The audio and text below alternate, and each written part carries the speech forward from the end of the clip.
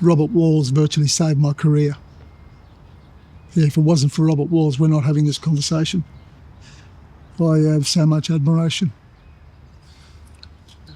Do you want to elaborate a little bit more on that? Why? Mm-hmm.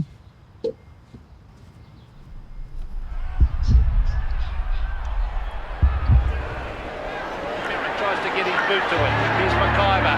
Clever hand pass. Well played by Michael McLean. Now he hooks it around the corner. And I think McLean's kicked the goal here. Yes. He had everything. He kicked left and right, handball left and right, so balanced. His physique at a young age was phenomenal. McLean takes the kick out and away goes the Magic Man. He could do things that I haven't seen other kids do, you know, like I would see him go into a pack, come out backwards with the ball. Now the NT looking at their options and they decide to go the McLean way. He's always making himself available. He just had that natural footballer. He made it up as he went along. McLean's been superb. He was a bit like a jazz singer. Good running by the half-back and a pinpoint kick. And look at him going, are you serious? He really knew who he was and what he stood for as a person. I've known of Michael McLean growing up and what he's done not only for his community but on the football stage. Wherever you go, people mob him because of what he's done, who he is. The lasting impact that he's had on me was a strength and calmness about him. He was just something special straight away. Not quite checking. McLean, that's a goal. Brisbane lead by 6 points. His first goal. How'd you do that? How'd you do that?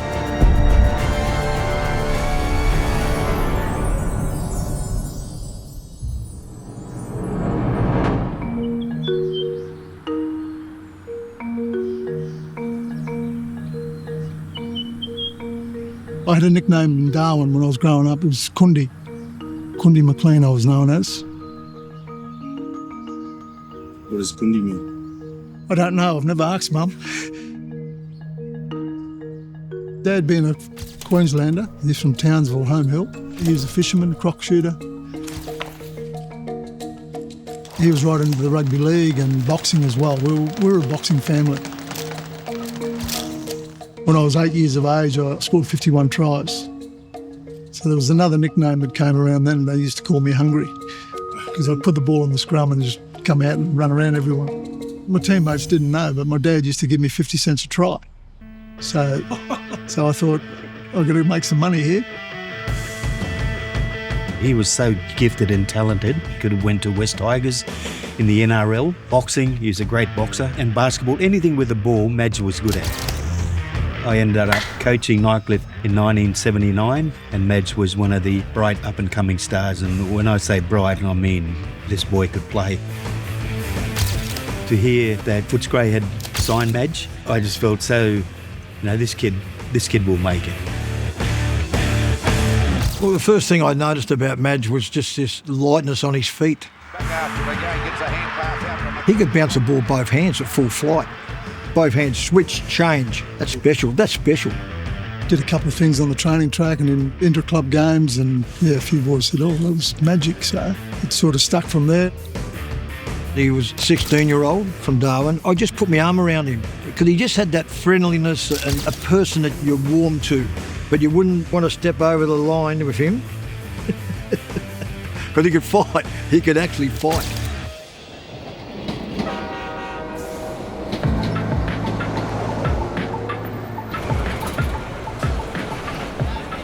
It was a culture shock when I left. Growing up in Darwin, I was okay at most things. I was a bit of an extrovert. I was pretty loud and pretty cocky. And then it's funny how the things change. I got to Melbourne and I became a bit of a recluse, a bit of an introvert. 16 years of age. Frightening for a young lad coming from Darwin. The missing home, missed the girlfriend, crying on the phone. Most nights racking up a massive phone bill, which the club wasn't happy about because it was a pretty big one back then. I think it was $1,200, the first one. Should have a shotty because they badly need this goal because they're trailing by 16 points and McLean going for goal number 2. There it is on its way. And that is a goal, a ripper. I got to 95 games with the Bulldogs. I was deputy vice captain. And then being moved on after a lot of injuries at the Bulldogs, all of a sudden the wheels are gone.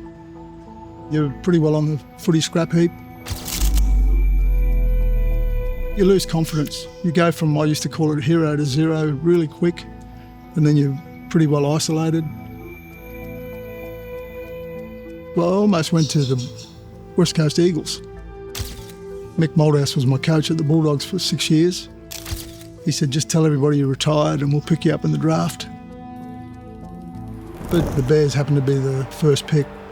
A week before the draft, I flew across to Brisbane and met with Robert Walls for the first time. He said, we're going to pick you up next week in the draft. And I said, well, I've got a chronic ankle. It's pretty bad.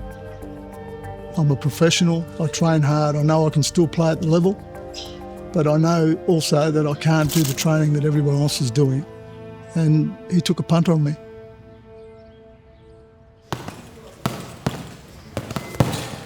I did my own training. All the boys called me the golden boy because I never trained with a group. That first year I was still living in Darwin. I was flying in and out to the Gold Coast. It made it pretty awkward with my teammates when I wasn't training, and if it wasn't for Robert Walls giving me that opportunity, which was unheard of, where you can prepare yourself, I wouldn't be sitting here. I did ask him why he actually went with me, because it was unheard of back in those days. And he had a bit of a wry smile and he said, well, we weren't paying you much. So if you come good and play good footy, everybody wins. So McLean runs onto the ball. Maybe that great mark by McLean goal can lift the Bears. Here comes Magic McLean. Coming down to what was then the Brisbane Bears, my first few games of AFL football. This is Voss on the outer wing. Was sort of Voss on one half-back flank and Magic McLean on the other half-back flank.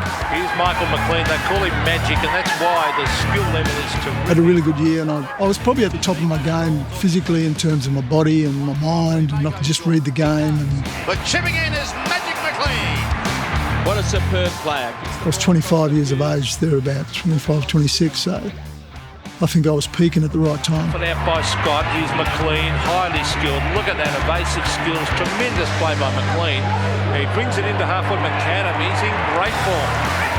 Gives it off to McLean. Good running by the halfback. And a pinpoint kick finds Darryl White. Hardly see better football than that. That is great football. As it turned out, I won a couple of BNFs. I got fifth in the Brownlow. We only won 3 games for the year. Jay Steins, 2 votes. M. McLean, 3 votes. We get beaten by 10, 12 goals every week, and I got tagged a few times as well. Pretty unusual for a bottom team to get someone tagged. Let's hope they can resurrect something here. Here's Michael McLean hooking back a goal, and he puts it through. I was 16 when I first joined the club. Madge was like the father figure for all of us.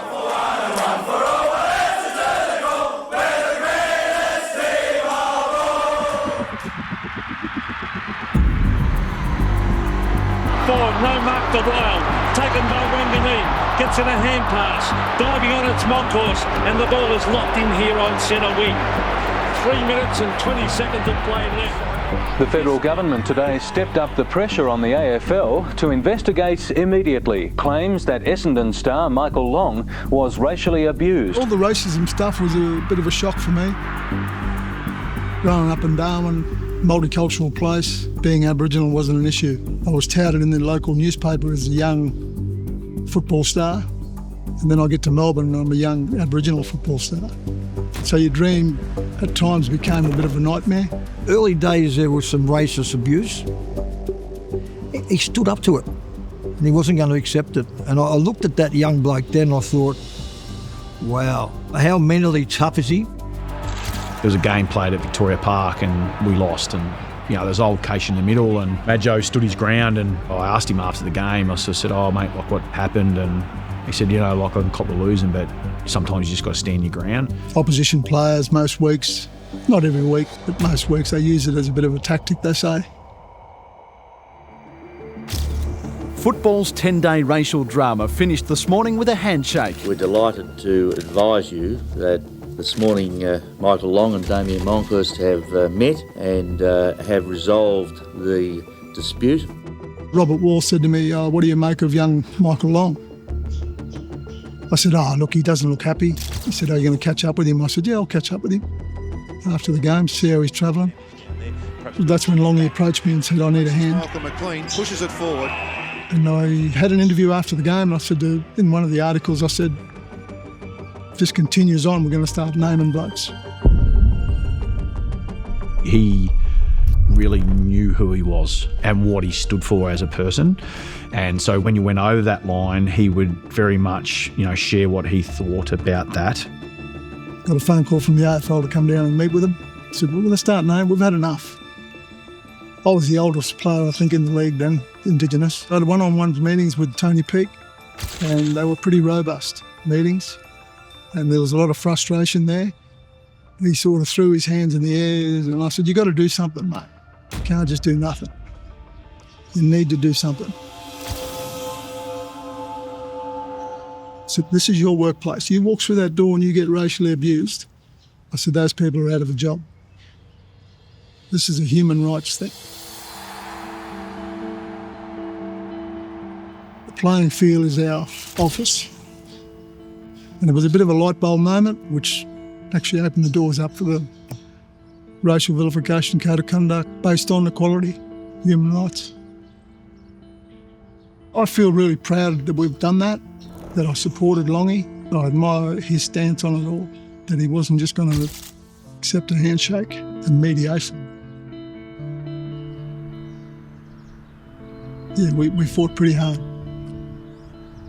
I think Michael doesn't get a lot of recognition. What he's done not only for his community but on the football stage, and more importantly in a really significant moment with my uncle Michael Long. When I was 12, 13 years old, Michael came back to Darwin. He just finished up playing footy in the AFL and he ran a footy clinic out here. I said I'd never go into coaching. Didn't think I'd be any good at it, but I went into it and I had 18 years of coaching up here in Darwin. My coaching was based on relationships and just being support for them. Everybody's special. Everyone's got a heartbeat.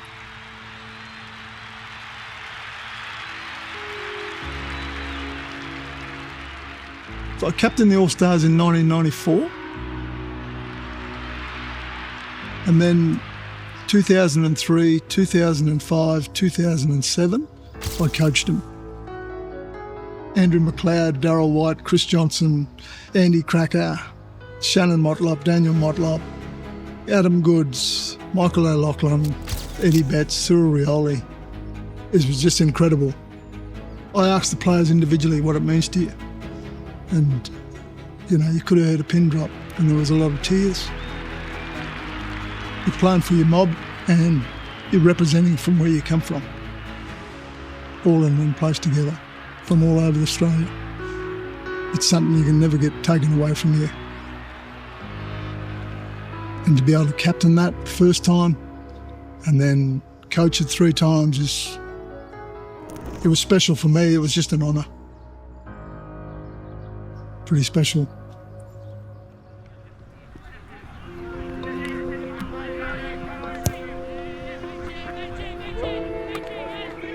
Caring about others sort of flowed into my work and my life. That's the way I see him. He's always positive and always trying to help out. Will never ever walk past you without saying hello. He's a really caring person and a lot of people don't see how much of an influence he's made on the community, in particular Darwin, Palmerston area and the youth out there. Something he'd always talk about is not just helping the kids but making them a better person at school, at home and in the community most importantly. I've been fortunate enough in more recent times to work alongside him in our national Indigenous AFL Talent Academy programs. He comes into our national academy programs and provides that support for our young people to connect, to learn and to really listen and take away lived experiences from people that have been in the game, that have, been through real tough times and challenges, but have come out on the other end and shown that there's real opportunity for those young people. The Footscray people, they loved him. I'm getting teary. They loved him. They loved Madge. We all loved him. Can you believe that? Tearing up. We've got the Michael Long Learning Centre. You've got the Maurice Rioli Grandstand. It'd be really fitting, I think, to have maybe the Michael McLean wing, just to really celebrate, the person he is and what he's done for footy and the community. I look back on my career as lived the dream, came back a number of times, came back. Something I've always wanted, to be respected.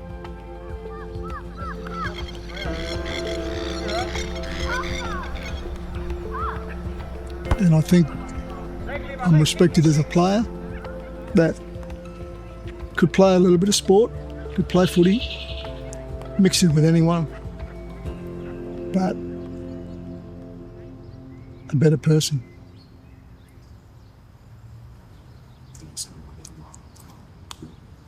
Beautiful. That's huge. Thank you. We've covered everything.